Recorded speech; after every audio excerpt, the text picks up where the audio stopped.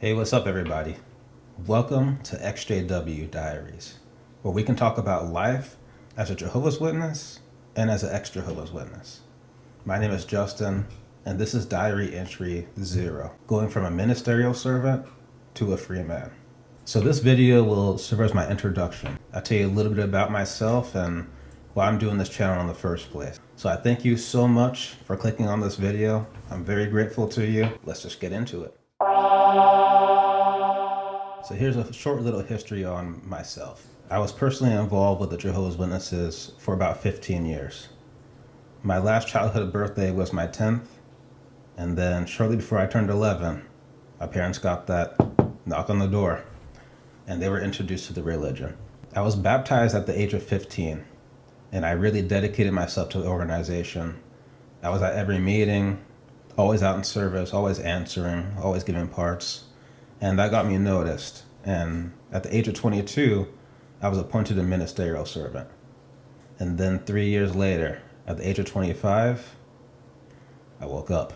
And I tell you, by leaving the organization, I truly thought that I had everything to lose and nothing to gain. I mean, my friends were tied to the organization. My job was tied to the organization.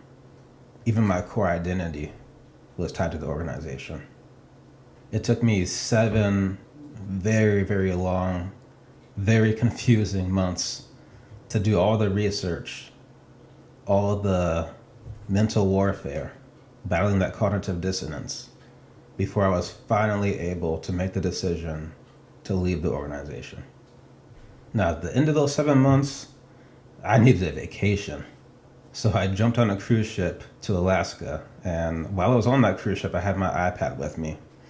And during the days when we were at sea, I was either writing my last public talk, or I was reading Crisis of Conscience. Talk about having one foot out, one foot in. And by the time that cruise ship got back home, I had finished writing my last public talk, and I had finished Crisis of Conscience. And my decision was very clear. So I gave my last public talk fully awake. And after the talk was finished, I immediately started my fade. And my fade took about 3 months. And in those 3 months, in between battling elders and trying to hide my change of beliefs from my job, which was owned by witnesses, I also had to see lifelong friends that have known me since I was in elementary school, cut me out of their lives without even saying goodbye. And not only cut me out, but they also viewed me as an enemy. Now, obviously, there's a whole lot more to my story, and I'm very excited to share more of that with you guys and to dive into other aspects of the life of a Jehovah's Witness and the life of an ex-Jehovah's Witness. But for now, I can say it's been 3 years since my last meeting. And it's been 2 years since I publicly disassociated on my Instagram. So as for the reasons I'm making this channel, as Jehovah's Witnesses, there was just far too much that we were not allowed to talk about. And as ex-Jehovah's Witnesses, the organization has done a fantastic job of isolating us and making sure that their members view us as liars, evil apostates, mentally diseased people, before we even have a chance to say a single word. Even with over 8 million members, the Jehovah's Witnesses are still a very small community. And the ex-Jehovah's Witnesses that leave, we make up an even smaller number. So the main goal of this channel is to talk about the lifestyle and the experiences of Jehovah's Witnesses and ex-Jehovah's Witnesses. To say the things that really need to be said and to put it all out there in the open. Now, for videos like these, there's generally 3 types of viewers. You have your EXJW community, you have your active Jehovah's Witnesses who are either curious or are beginning to question things. And then you have your people that were never Jehovah's Witnesses, but they either know someone who is, or they're curious about the organization. What happens in those kingdom halls with no windows. So for any EXJW watching, my hope is that these videos will show you that you're not alone. I've been through that road of leaving the organization just as you have. And I know the hurt and pain that comes from having to leave your whole community and be shunned by lifelong friends just because you changed your beliefs.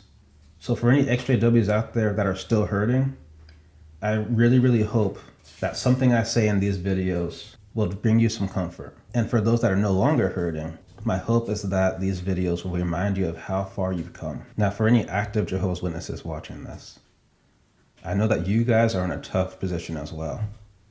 Questioning your beliefs, especially when you've been told specifically not to question anything, is a very brave thing to do. And I remember being in your position. I mean, just think, I was a ministerial servant, still giving talks, still leading out for service, but at the same time questioning things. I remember the fear and the guilt. I remember the sweaty palms. I remember having to do all my research in a private tab. And I know it took a lot of strength just for you to get this far into the video. So I want to make you guys 3 promises that will hopefully help you to feel more comfortable on this channel. So for my first promise, I'm not here to bash the Jehovah's Witnesses. If you're watching this video, you must be either curious or you're beginning to question things. And to question your beliefs is already a tough spot to be in. So I'm not going to make it tougher by bashing your beliefs or making fun of them. Now for my second promise, for both active JWs and EXJWs, specifically those newly out, I know you guys have been fully engrossed in a community that encourages and even enforces clean speech. I know coming from that environment, too much cursing can be jarring and off-putting. So I promise to minimize my use of profanity. That's something I already do in my day-to-day life anyways. And yeah, I may slip up here and there, but I'm keeping the goal of keeping it clean for you guys to make sure you feel as comfortable as possible. And lastly, for my third promise, I know what you guys have been told about people who leave the organization and speak out against it. I know you have been told that apostates are liars, angry, mentally diseased people who want to drag you away from the organization. And I know that because I was told exactly the same thing. So here's my promise to you. Everything I say and every story I tell will be the absolute truth.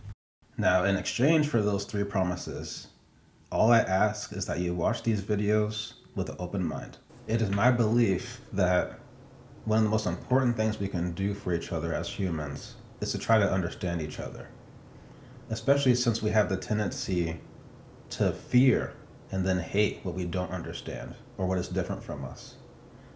The Watchtower organization has done a great job of building a very large wall, separating the active witnesses from those who leave. And not only building the wall, but also making sure that their active witnesses have no desire and are even afraid to see what's on the other side of that wall. And furthermore, they've done plenty of work to make sure that ex-Jehovah's Witnesses have little to no way of getting in contact with their family members and friends on the other side of the wall. So another goal I have for this channel is to blow some holes in that wall and add some more transparency to our community so we can understand each other better. With that, now you know a little bit about me, why I'm here, and my goals for the channel. Thank you so much for watching this introduction video. There's going to be plenty more on the way. Please like the video if you like what you've seen so far. And when it comes to subscribing, I'm going to let the content speak for itself.